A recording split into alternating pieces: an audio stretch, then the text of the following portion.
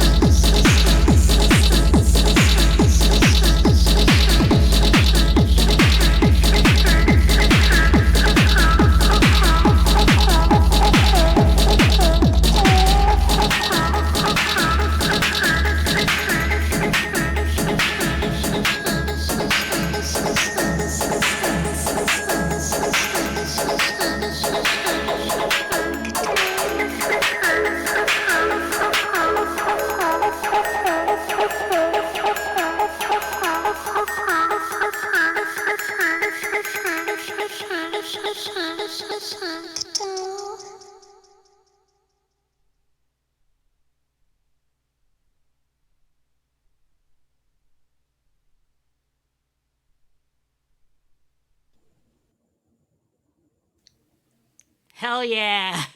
Yes, I was waiting for you to say that so I can second that. Thanks. Oh my God, Nice. Sarah, I have to jump in first here Go for it. Go because for it. I mean, listen, I was like glued to my seat and there was such a beautiful juxtaposition between like really deep dark sounds and then somehow you came in with that little vocal and then put an enchanting melody and then it was like I really love the fact that you bring in a very relevant pop culture mixture into it because you were saying Instagram if I'm not wrong there and I am guessing that is your vocal, is that correct? No, I wasn't saying Instagram, but I like that you can hear that. That's kind of That's cool. all I got. I was like, Instagram, Instagram. I was like, Oh, oh right, my that's really funny. I like that. That's a God. So you great weren't thing trying to about do that? vocals, like Yeah, it's like what you hear yeah. sometimes. People hear things in it, and it's kind of cool. Yeah, yeah, yeah. What I did kind you of like say? that it's not super obvious, like in a way. So Yeah. what was it? What were you saying? So there's different things. So basically, in the start, it's just saying like I'm Justa, and then it just and then yeah, then I sort of say other things about being a doll. Essentially, it's about being a doll. Oh, okay, okay, I like Ah. it. So it is still like relevant to what I said, which you're bringing pretty much a lot of pop Yes, culture into the mixture yes. with those like little really enchanting sounds. It was quite magical, not gonna lie. Oh, thank you, Yeah, thank no, you. it was great. I've had the pleasure of playing 3 shows with you, and every time you just bring it. Like but Thanks. before, yeah, no, it was fantastic. So thank you. I'm yeah, I know the listeners are definitely enjoying this. So, but so many questions. I have a lot of questions. Should I start, Orly? Is that okay? Do you, If you start straight into gear, and then I'm gonna shift gears into other things. Okay. Yeah, well, first, before, while we just fresh off hearing the live set, like, just give us, for those who are just listening, like, tell us what you were using, like, your pieces of gear. Yeah. So in that particular live set, I was mainly using the modular system, the analog rhythm, a bit of the syntact, and the percons. So those were the 4 elements. The start was particularly focused on the modular, and really the heart of that is the what I really love is the VPDME quad drum voice thing. Oh, Uh, yeah, yeah. yeah, so that's really making most of this. The first like sort of 10 minutes, I think, is coming from that, and Gotcha. with the analog rhythm doing more of like like the hats and rides and sort of percussive stuff. Yeah. Got you. Um, so, like, can you, okay, so when you're, what is your approach? If you can just kind of tell us, like, yeah, with using all those pieces, like, how do you Yeah. approach So writing I even? guess Yeah. yeah. So I guess I'm a little bit random with how I do it. Like I don't really have like a set approach or structure. It's more like like I'll start off with like maybe a particular sound, or I'm like I've kind of got an idea of a kind of a track that I want to make and a kind of speed or something like that.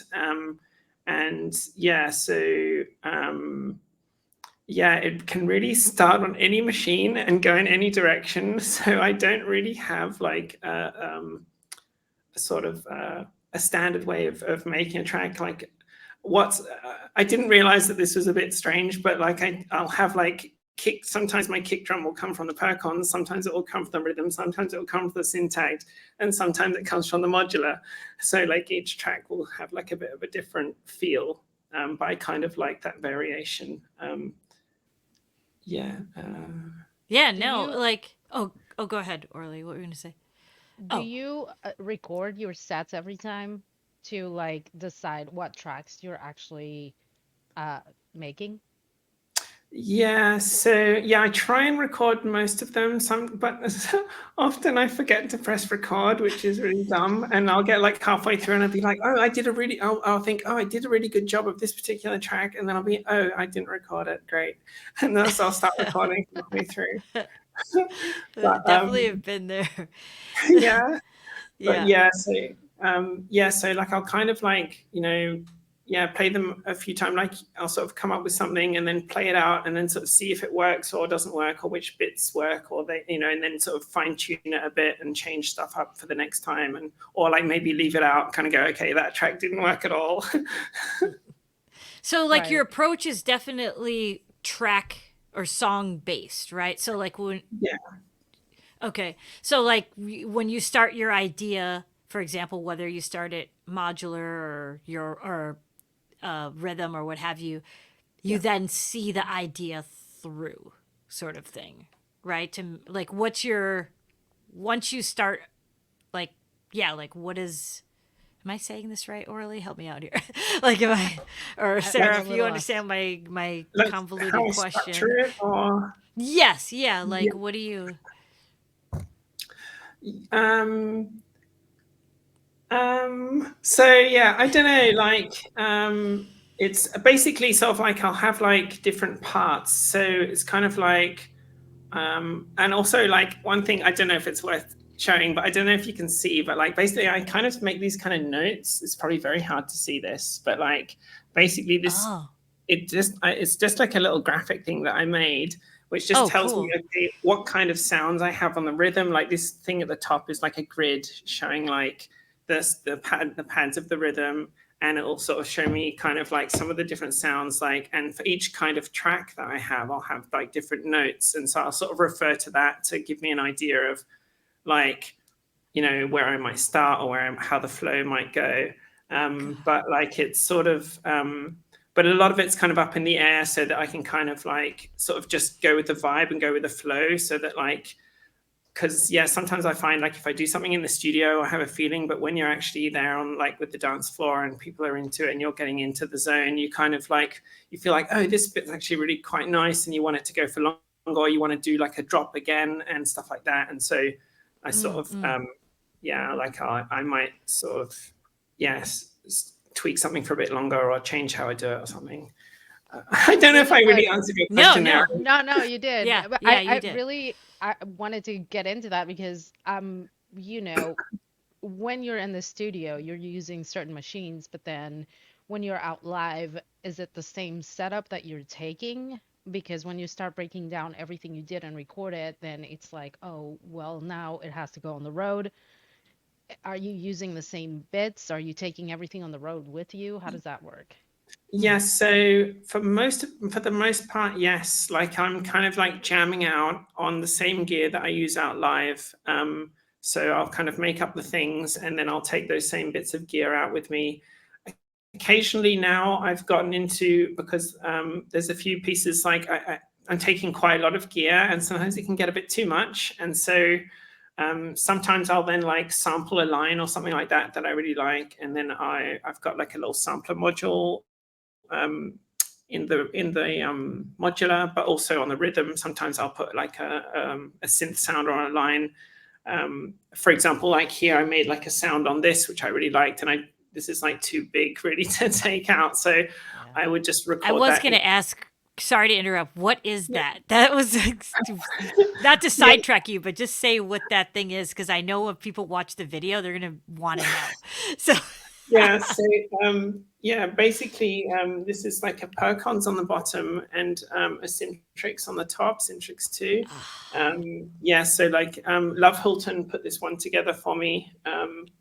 And yeah, I really love it. But yeah, she's not like super practical for like taking outside. But yeah, right. You have but one fun on to the jam. other side too, right?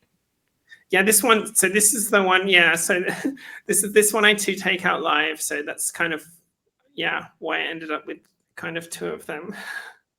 So I can How do like you take one out. Nice. Oh wait, so before you ask her another question, let her finish because I cut you off. My apologies. Oh no, But it's all good. I so think you were yeah. saying that you sample from the Syntrex slash Percons that you have in the Yes, for corner. example, yes. Yeah, and sometimes from other synths as well. Like for example, I really love the Korg 700 FS. Like they did a re-release of this 70s. I think it was like the first Korg that Korg ever made, the first synth they made. It's just like it's sort of out the way, so I can't show you, but it's sort of about this long, and it has like these funny organ controls. But it sounds really, really fat, and I really love it. But it's incredibly heavy, and there's just like I don't know if I can. I'd love to take it live, but yeah. So for example, that I will sample like little sounds off that, and then stick it in the modular, for example, and then sort of tweak them. Yeah. Got it. Okay, Orly, sorry. Well, I know you had another question. No, no, because like look at your gear. It's pink, bubbly, amazing. And how do you put it together? And I know you bedazzled it yourself, but I also know like how do you even all of the no, is it custom made all of it? Like you go in and you talk to the distributors and you guys work together, or is this like actually handmade tapestry? Yeah, no, I do it Good question. myself. Yeah. So yeah, I get this question a lot actually. Yeah, so basically, no, I do it myself. Apart from this one, which Love Hilton did for me, everything else I did myself. So basically, yeah, it's a bit of a laborious procedure, but like like when I get a new synth, I feel like I can't really use it until I've done that. So basically, I'll sort of take it. Like this one was quite a big job, this Percon, so I like completely took it apart. And yeah, I took all the step buttons off and the knobs, and then spray painted them and add some glitter and stuff like that. And then put it back together, and thank God it still worked. And then like like on some of these electrons, I have like these overlays which I've made, which are basically like these vinyl sheets which are sticky. And then I'll design like something on the computer, and then I print it out, and then I have like a cutting machine which takes a long time, like of trial and error and using measurements. And often I kind of like use like the user manual, because they handily in the user manual for the electrons, you get like a nice sort of picture from the top down of the electron boxes. So I use that as a starting point to create a guide, and then I cut it out. And yeah, lots of trial and error. It takes about a week to make one of these, like the first time. And yeah, and then I sort of get different knobs and stuff. Did you have to Sorry. research like if anything was gonna get burned, or if like if anyone was actually clash with the machines, or because that's like a bit of a mad scientist process to go through. I feel like you should have workshops. I mean, arts and craft workshops as to how to I mean, do yeah, all that's that. like dedication. It looks awesome. I got, we both saw it in person, and it's like the detail of that you put into it. Oh, thank you. Yeah. It's just been a bit of a labor of love. Like I just I just sort of started off with one of the machines. I think this was the first one I did, the 303, and I just had a lot of fun coming up with it. And I don't know, the sort of I've always loved like pink and stuff like that. So it's just like sort of bringing this together with my music, and it just became something that I just really liked, and just sort of grew from that. And I mean, I have done like bits of electronics as well before. Like I've put together some like synth kits and things like that, like a TTSH 2600. So a few things like that help me, so that I know that if I destroy something, I might be able to fix it. Maybe I don't know. Nice. Do you like? So is it like? Do you try a piece of gear first and then know like, okay, this is gonna stay in the setup, so then you then put the work in to make the modifications? That's a good question. I have actually had some things that I started off with, and I've gone through this whole process of like making them pink and stuff like that, only to then kind of decide that it's not really quite working with the setup, and it sort of gets a bit put on the side. So that does happen. But usually if I really love the sound in a machine, then it's pretty likely that I can take it out. I mean, I do love this Percons, but it is also very big. So I'm also like currently thinking about, am I always going to take this out live, or maybe, maybe it's a bit too much because it gets very heavy. Yeah. Very cool. Yeah, it looks awesome. Thanks. So so going back to your set, and as we mentioned before, I've heard you play live, we played together, and you definitely have this 90s influence, which I absolutely love. And even on some of your other live sets, I've heard like some dub and things like that. Like what made you gravitate towards those sounds? Like what Yeah. was it? So, I mean, I don't know if there's anything particular. It's just been like always, it's just basically anything that I love. So, like I've kind of like, I really love bass. I used to play bass guitar kind of before I got into electronic music. And so I've always had for some reason, a real love and connection with bass. So I think I got into dub, and for a while there, I was quite into dubstep and, bits and pieces of drum and bass, like anything with like heavy bass.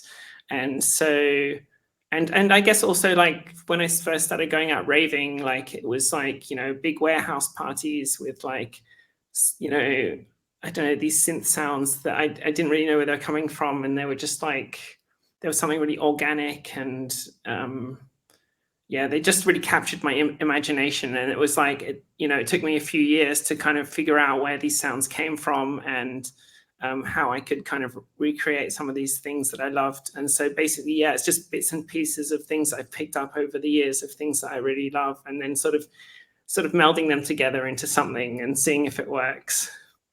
And like creating your own sound. You definitely hear your own sound within that 90s flavor, if you will, right?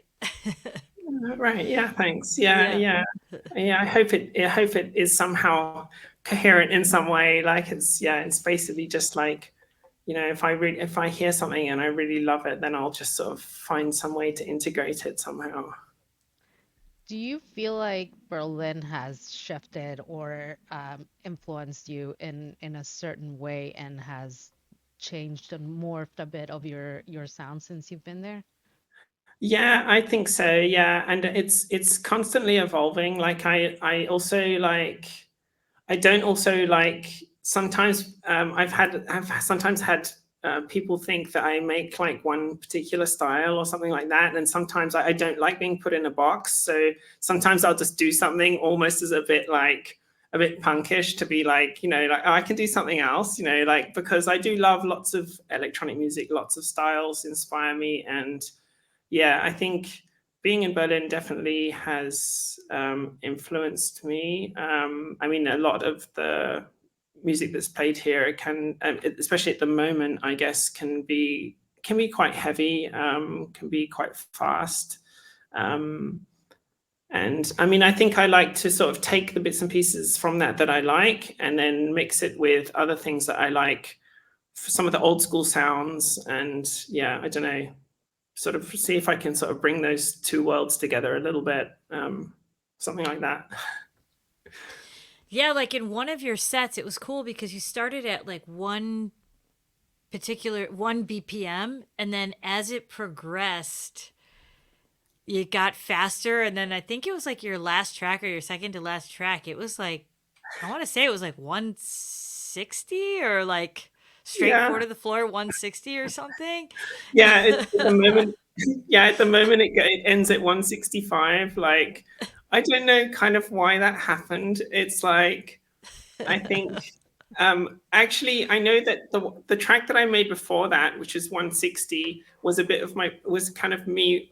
It was almost like a bit of a protest track, because I had a lot of people, because I used to make a lot of my music was like 133 for some weird reason. Like, I think at one point somebody said, I'd heard like a DJ sort of say, oh yeah, if you want to keep people dancing all night, 133 is really good. So I kind of just went with that for no particular reason, but it also felt fine to me. But then, I noticed things being a lot faster, and people almost like sometimes I'd have like a friend or something saying, "Are you going to do anything faster? Or can you even do it or something?" I don't know. And so I was like, okay, fine. And then so I like did this track at 160, and then I played it in Leipzig. I think it was the first time I played it was only like a month or two ago, and people really loved it. And then I was like, oh fuck, this is fucking fun. So I was like, okay, then I'll like, then I sort of got into it, and then basically I realized, you can put so much energy into it as well, and it sort of, just allowed me to express something different. And I had a bad argument with a friend of mine, and then I was like, okay, I'll make another track, and then it ended up being like 165, and just really letting it out. And and then people really loved that, so I was like, okay, I can explore this as well. Yeah, it was awesome. Like I remember, I have my trusty little BPM app on my phone. I was like, I feel like we were on the dance floor together, and I was like, I need to see how fast this is. Yeah, I was like, go, Sarah. So it's been definitely fun to explore different things, and I'm really excited to like really lots of like feel like kind of free to move between these different things, because I feel like that's also something that I really love, and I feel like people have come up to me and they really enjoy like like a little bit of a journey in the set, and I feel like it sort of takes people on something, and that's something I love as well. So like with your journey, so I know that when you write your songs, you write songs, and then there's artists have different approaches, right? Like some they're just show up, they're completely improv, and it tends to be maybe a little more hypnotic and what have you. Whereas like somebody like yourself or other artists, and they come and they write songs, you can hear the different phrasing, for example, or the layers. But I've done approach to both, but when I hear people when they play songs, sometimes I don't want to use the word stuck, because that's not what I'm trying to say, but like they're playing those designated songs. But do you find that because you write in all these different genres within the dance arena, that you still have the freedom to pick and choose what you want to play? Does that make sense? Like, I know what you know mean. what I mean? Yeah. Like, you're not like, oh shit, I have to play only these 5 songs. That's what I prepared tonight. Like, Right. I've noticed that you are kind of changing. You know what I mean? Like, Yes. So I mean, I guess I do kind of have like a set like structure that I usually, because I have sort of transitions and ideas of how to transition. But I mean, if something isn't working, I can totally like skip through or change stuff up or mix different pieces together. I mean, I guess the thing that I feel like with the way that I sort of do it, where it's somewhere in between, where like the structure is not set in stone at all. So basically, like if some elements are working or something doesn't work in a track, like I don't have to play any of that. I can just like play the hi-hat sequence from something else, and like a different bass sound from something else. Like I can kind of, there's a lot of freedom to like change it up a bit if it's not working or something's, because sometimes in the studio that I'll find that I'll write a track and I'll write all this stuff, and I sometimes get a bit carried away with lots of layers, and then I'll get to the club and we'll start playing. I'll be like, oh my God, there's way too much going on. I'll be like, okay, let's just not play half of that. And that kind of thing will happen quite a lot. So there's definitely still freedom to sort of change it up a bit. So I don't feel like sort of stuck, that I sort of have to go through an exact plan or something like that. And play those particular things. Yeah, I've noticed that in your sets, which I think is really cool.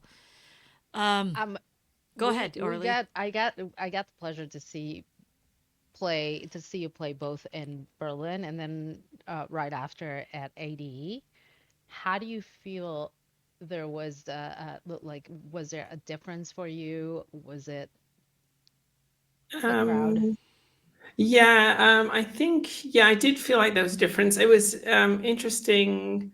It's difficult to compare, but I mean, because also like so much of it I feel like has to do with like the sound system that I'm playing on. Like sometimes because I've got like quite bass heavy music, I feel like sometimes if the sound system is really tuned for that and it comes across well and clearly, then I'm kind of like quite happy with it. I feel like in the Berlin gig, the first one you were at, I felt like there was probably maybe more bass there than there was in the ADE gig.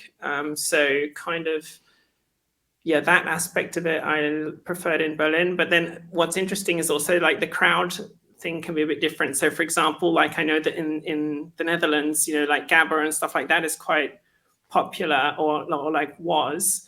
And so at that gig in ADE, like someone came up to me who was like an old school raver from like, the Gabba sort of era or something. And he was like, yeah, I really love those last two tracks that are really fast. And I was like, okay, cool. I touched someone with that. That was kind of cool. I like that.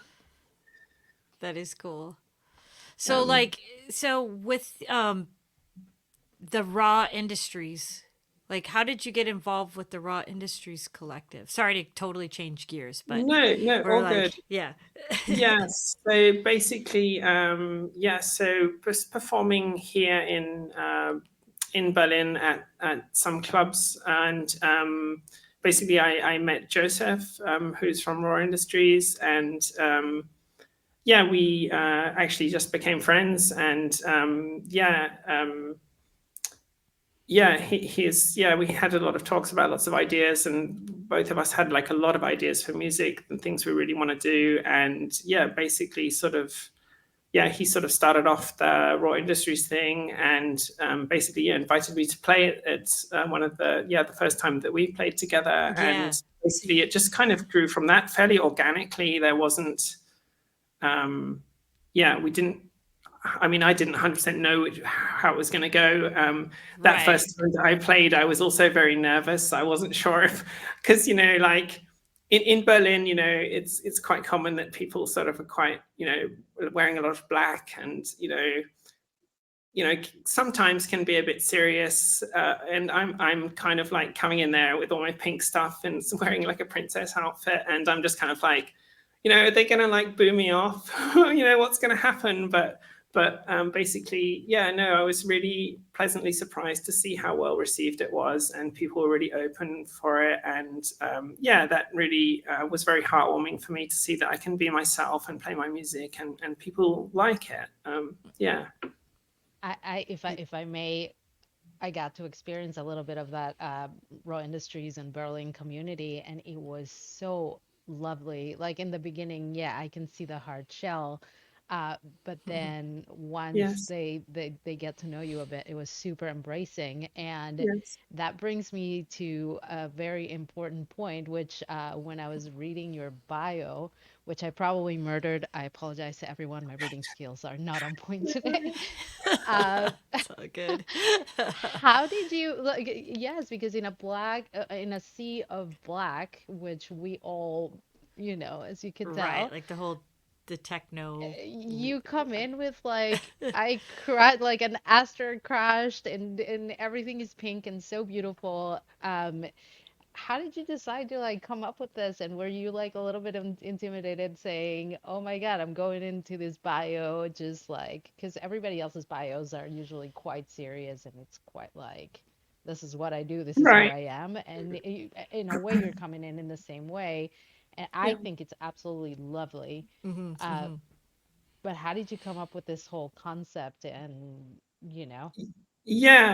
I think it's just like ultimately for me, it's just like a form of just another form of self-expression, and something that I've always been kind of into, like the whole pink thing, and this whole style of dressing and stuff like that. It's always been something that I really loved, and I didn't before. I sort of kept it also quite separate from my music, and then. I don't know where the idea really came from. I just kind of thought, oh, I could combine these things that I really like and sort of see what happens. And kind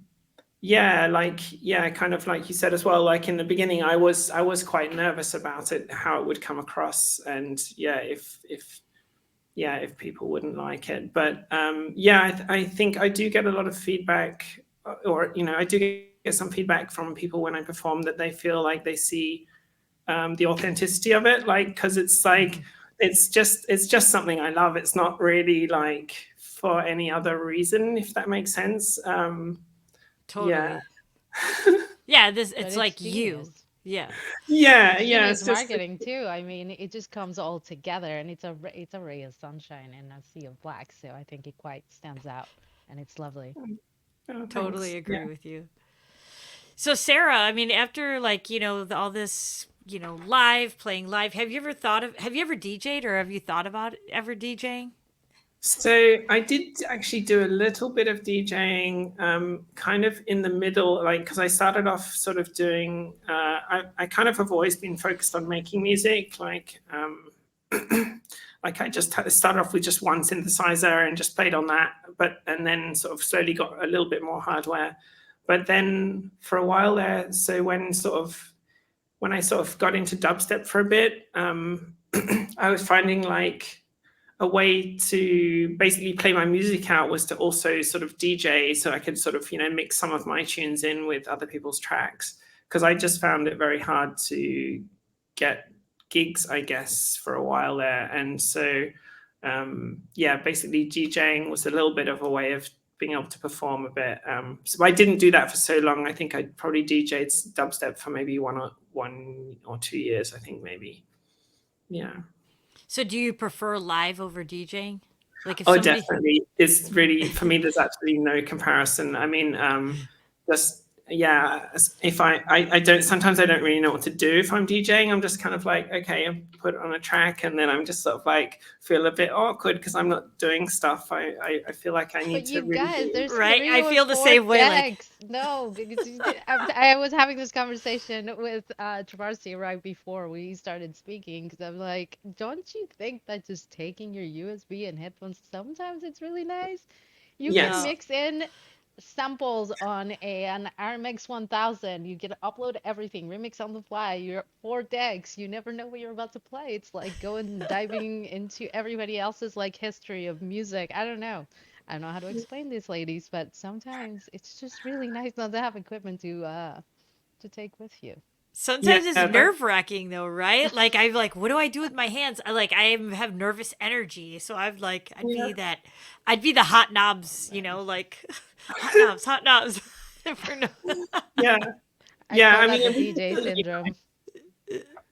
yeah, sometimes I think it would be nice to maybe like, because sometimes when I'm performing live, I've got so many things that I'm sort of thinking about what's coming out, these changes and different things that I want to do, sort of, that it's sometimes, if people like sort of scream out or something, you get like an opportunity to like engage with people and be like, hey, yeah, awesome, getting into it. But then there's just so much going on that it's sometimes hard to stop and enjoy the moment, if you know what I mean. Like, Mhm. and yeah, like I could imagine, like if I was DJing a bit, I'd be able to enjoy it a bit more, probably.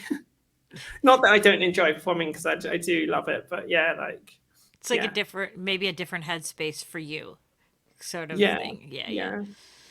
yeah. So we're almost at the top of the hour, so we have, but I do have another question for you. Like, who do you have any specific artist influences, or when you at all? Like, I mean, before you started making music, or even just while you're making your music, are there Yeah. artists that come to mind? Just Yeah. curious. Really influences come from anywhere and everywhere. Like, I mean, there's a lot of like old school things that I love. I mean, I really love some of the early Prodigy music, Mm. like the first couple of albums from them. Some things that I really, really love. But basically, yeah, any like really comes from all over the place, music that I hear all the time, like randomly or out at clubs, like, or even if I'm listening to you and you do something cool and I'll be like, that's a cool idea, I'm going to steal that, something like that. Totally, totally. And if I do have one last question, Orly, unless you have another question before we Now wrap go it. for it. Go for it. If you were like, what type of advice would you give to somebody who wanted to start playing live, like with hardware? Like, what advice would you give? Right. Yeah, tricky question. I know, right? It's a loaded one, but Yeah, because I guess there's so many questions I would have for that person about what they were trying to do. But like, I suppose this somehow like my thing would be to like try and keep it simple. Like I feel like I've got way too much stuff, so I'm probably like a really bad example of what to do. Like probably you shouldn't do this, but like yeah, like starting off with something really simple and just having fun with it, and just also just I reckon just like trying things and seeing what works for you, and yeah, don't try and be perfect, because I know that that's something that like I definitely struggled with, like trying to be perfect with stuff. And yeah, like just trying stuff out and seeing what works for you, because I feel like a lot of people have different approaches and different things seem to work for different people. But yeah, like without investing too much money buying lots of things, try out some simple things. I don't know if that's a very good answer. no, it's great. I love the don't be perfect because I feel like a lot of, including myself, we get hung up on that to the point where it can be crippling Yeah. or, like you don't want to take the risks sometimes. So that's good advice, I think. Yeah. Orly, do you have any before we wrap it? I think we're right at the top of the hour here. Well, no, just thank you so very, very much I know it's late in Berlin, so this was absolutely a pleasure to have you on the show. And I Thank you hope very I much. hope I get to see you live again soon. Yeah, Yeah, hopefully here in the States. Yeah. yeah, I'd love to see you guys play as well. Thanks for Thank, having me. thanks, Sarah. We really appreciate it. Uh, yeah, we'd love to have you back sometime as well. Everyone, you're listening to Transduction Signal. I'm Trovarsi, and Orly gal. and we'll see you next. Talk to you next month.